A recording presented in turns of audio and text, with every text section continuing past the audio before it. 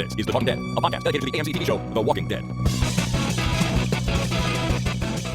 Hello, ladies and gentlemen, my name is Chris. And my name is Jason. This is The Talking Dead number 58 for Monday, October 31st, 2011. Happy Halloween. Happy Halloween. It's Halloween. You playing some Angry Birds, have you? No, why is it on there? Well, their Angry Birds Seasons episode for Halloween is called Halloween. Oh, no, I was driving between Los Angeles and Las Vegas one time around October, and there was a sign on the side of a restaurant that said Happy Halloween. So I've been saying it ever since. Well, good. That's good for a restaurant, especially if they serve the ham. I really don't know. You've gone in, man. Not any place that I would get a Halloween ham. Really? I don't know. If you're driving between Los Angeles and Las Vegas, where better you get I Halloween. wasn't that hungry. So we've got a huge show this week, but before we do that, I just want to ask you, how was your first Halloween in your new house? We got some trick-or-treaters come by. We got to meet a lot of neighbors. That's Hey, right. are you the neighbors? Yes, we are the neighbors. Welcome to the neighborhood. Well, thank you. Would you like candy? Yeah, here's some candy for your kids. That's Yeah, it was great. Was busy like it? I would say it was steady for a few hours, but I wouldn't say it was a hell of a lot of kids, but there wasn't very few either, so it was, I don't know, maybe 60 kids? Oh, that's okay. Well, I don't know. Yeah, our neighborhood is weird. Like one year I feel like there's hundreds, and the next year there's almost none. It feels like so. I really don't know. We live on the last block before Major Street, and then there's like 3 or 4 blocks the other way before the next Major Street. Right. And I think all the action's kind of in the middle. The kids don't make their way back to the end where we are. Well, yeah, we're kind of on the end of the street and across the street from a park, so there's no, they come down the street, there's nothing going back, right? So they just go straight down and go there. Right. And the way our yard is, I think our house is easily skipped for some reason, because the previous owners planted rose bushes all in front so that the mailman wouldn't cut across the lawn. So kids can't cut across the lawn either. So it's kind of an obstacle course to go from one house to the next. What you need to do is next year and in future years really decorate heavily, like really do up the house for Halloween. Some stuff. So they put some stuff in the garage so they knew that the house was Halloween friendly and had all lights on and everything. So we had noises coming from the other things we bought. So then we tried to let them know that Halloween was celebrated here. Yeah, we will give you candy. Did you have any Walking Dead related costumes such as Recon? No Walking Dead related costumes. We did have 2 separate Spider-Man. Oh yeah, Spider-Man is popular every year. All the superheroes, especially these days. And no Walking Dead. The most creative stuff that Jenny saw was an airplane. Well, A cardboard box. yeah. And I saw a Crayola crayon. I've seen that before. And a ketchup bottle. Oh, I've seen ketchup bottle too. Yeah, the ketchup bottle. Last year my young started with hamburgers, so like Yeah, that's pretty hamburgers. good. Halloween. Halloween, everybody.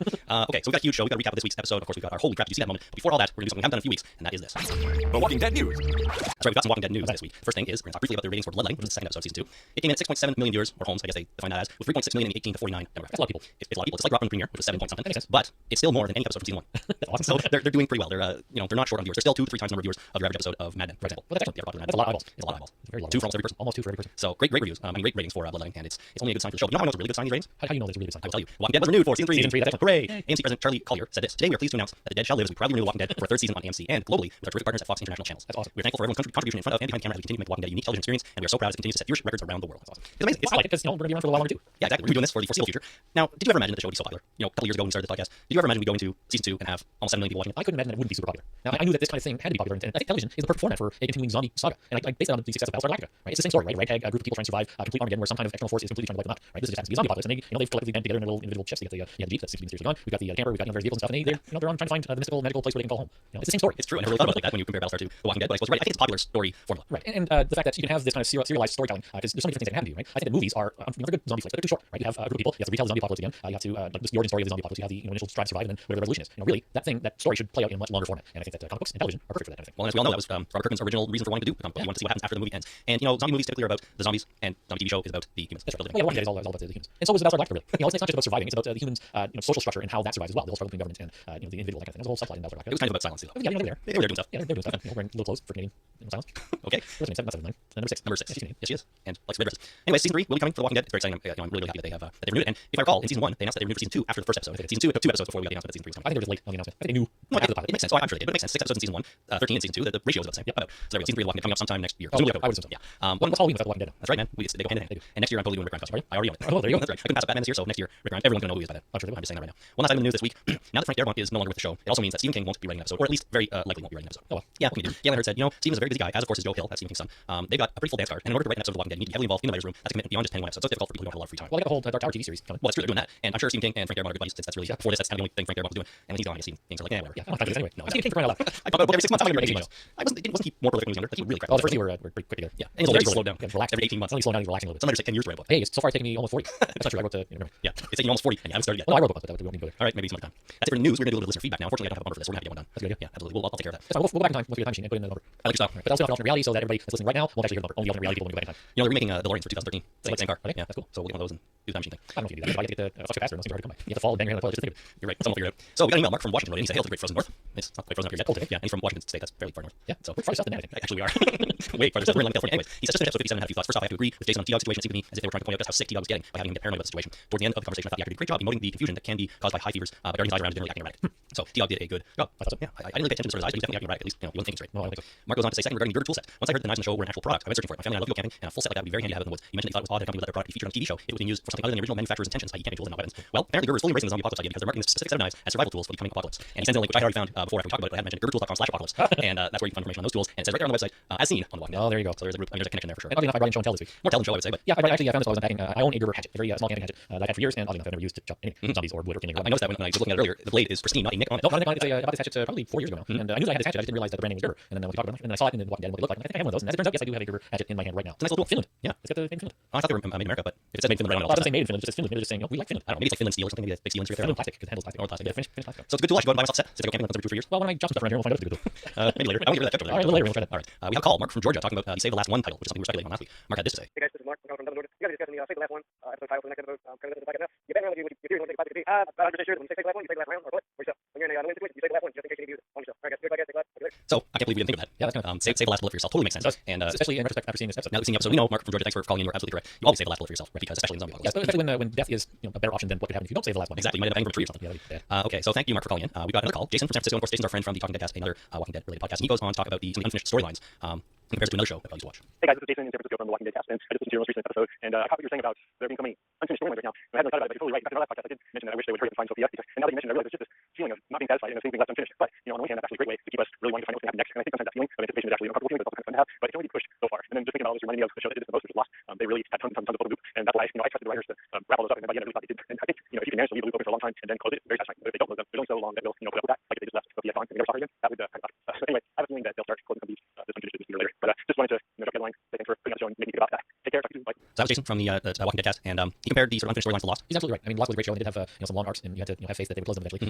And you can only push that so far. Like, and if you start leaving stuff, you get like Walt, for example. Yeah, that was a tough one as well. It was. I think it was rare that I ever really had that feeling with Lost about, oh my gosh, I wish they wrap some stuff up here. I think they had enough. They had so many damn characters that they had enough sort of long, drawn-out storylines, but they balanced it with a number of shorter, sort of on island mostly things like that were happening every episode. I think the reason it occurred to us for Walking Dead in season 2 is that we had 2 episodes, only 2. I mean, Lost had first few years, 24 episodes a season or something, but in the first 2 they opened all this stuff and absolutely nothing was wrapped up. Which we'll see when we talk about Save the Last One. Things have started to wrap up at least a little bit.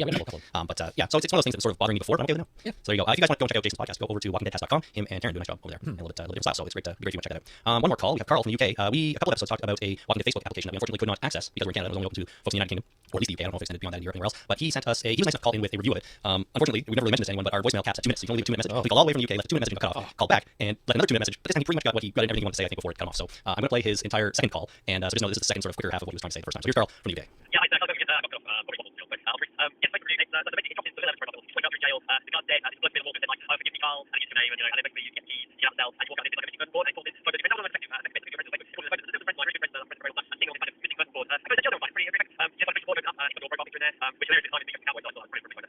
Then you've got, you can picture of something, but not just relationship status, it's a wife, which makes it really effective. It's like, hey, it's like, oh, this, that's what you want to play, you shine it all around, always zombies, get out of your car park, you jump in the car, start the car, stop fighting, yeah, that's literally it. There's no interaction, there's no, you pick in the route, it's nothing, it's literally video, that's just so don't factor, and it's 3.5 out of 5, it's, it's worth logo, just spending out, use profile, kind of way, stuff like that, but repeat playability or interaction, 1 out of 5 is really massive up, definitely that was but yeah, it is I'll And there's Cowboy Carl's entire message. So he got it off second time, but he said, so I guess he was sort of saying it's kind of fun to see your photos brought in and stuff like that. But I've seen in Facebook caps before, and it is exciting. A little bit creepy sometimes, depending on what you're doing with it. But overall, not much to the game, really. So there you go. I don't think we were missing that much by not playing it. I really enjoyed the description. Yeah, absolutely.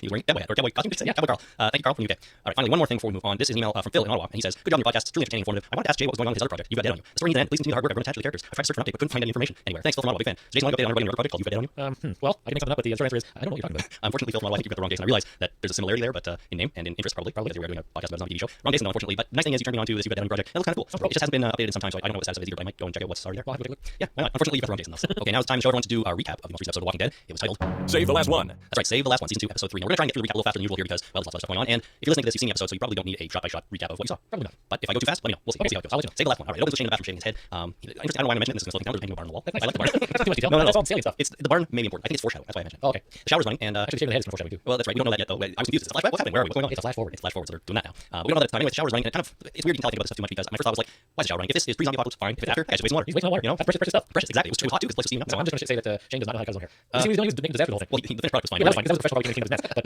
He was going the wrong way, with the hair. That was good because you and I both got our own hair. Yes, I do. And so does Dave actually. But we've done it for years and years and years. And you get good at it. And the first time it's not a bit of a mess. But this was an unmitigated disaster. Yeah, well, whatever. As long as the finished product was fine. And we now know why Shane, John Bernthal walked around with shaved head. Yes, we do. For a number of months. I'm glad it's not getting killed off. And then he shaved his head for another project. Yeah, you're right. That was my worst fear. Yeah. No, it's because Shane shaved his head too. Anyway, so we go to the credits. It's a very quick opening this time. Straight into credits after this. We come back and see Shane Otis running through the school with zombies right behind them, and Rick and Lori are doing voiceover, which is kind of weird. Telling a story. Yeah, telling a story about a time in high school when Shane stole the principal's car as a prank, and Rick is trying to convince her that he will make it back with what they need because he always makes it back and fast. And has no time to have a sandwich. That's right. Always has enough time to have a sandwich. And then coincidentally, Lori wants Rick to eat his sandwich to keep his strength up because he's lost a lot of blood from giving it to Carl. So we go to Daryl, Carl, and Andrea in the RV. Daryl can't sleep, so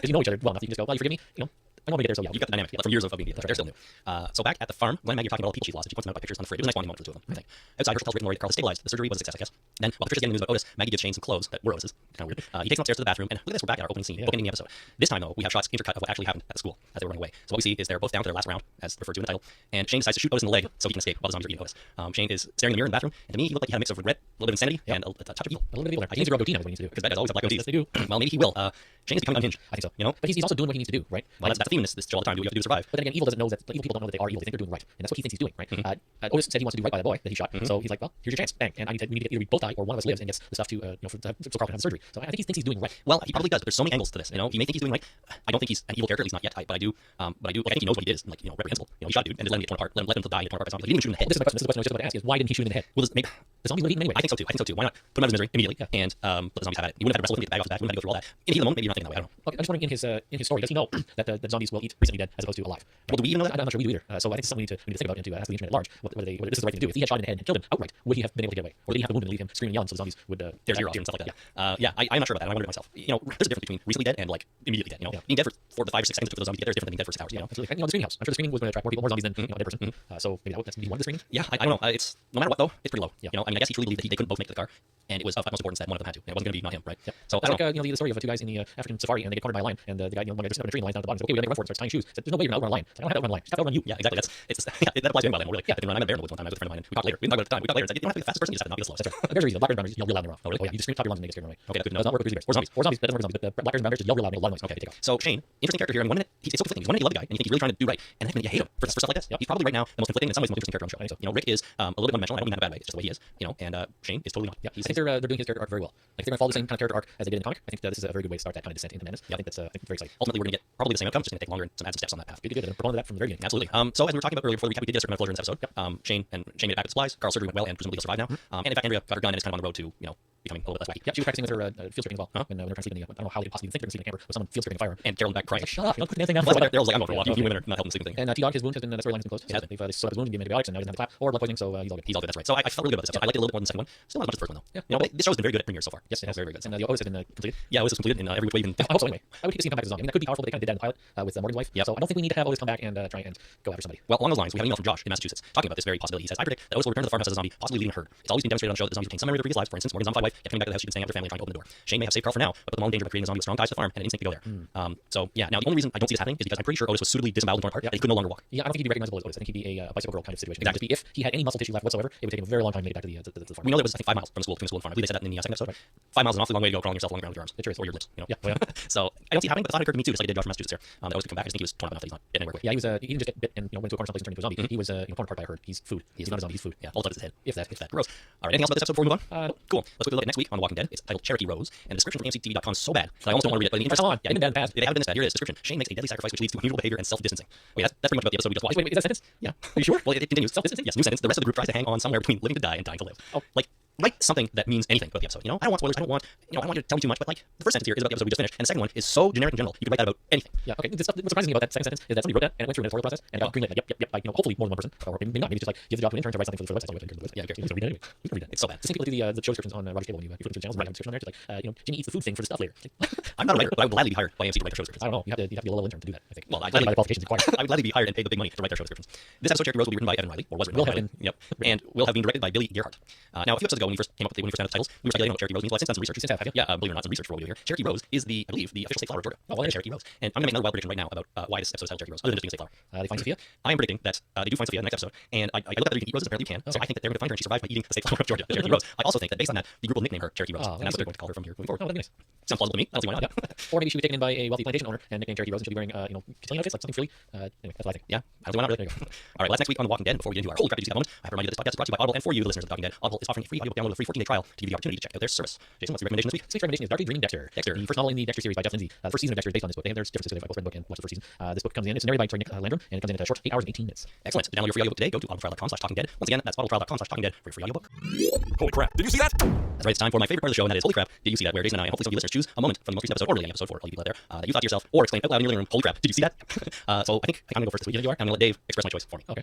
Gentlemen, how are you? It's Jason. I'm calling in regards to your holy crap, did you see that moment? And the one I'm talking about is the moment where everyone's talking about episode is the moment when Shane turns around and shoots Otis in the leg. That was one of those moments where I realized that Shane is starting to go off the deep end a little bit. That was the very first time that we see Shane decide to commit an act of evil when back in CC when he assaulted Lori. That was more of a prime passion, I guess you call it. But he saw what he needed to do, what he felt he needed to do, and he did it. He thought himself first and not Otis. And I think that opens up some great possibilities for the future of the show. I'll probably talk to you later. Bye. All right, well, that's Dave's choice. It's also my choice. I think there's, I think it's difficult to choose another moment from this episode, but do you have a different one? I do have a different one. Right on. It's more of a holy crap. It's when Shane's up against the fence and the zombies are coming in front of him. He's kind of like between a rock and a zombie place. And then Otis comes and shoots the zombie in the back of the head. It's right in front of Shane.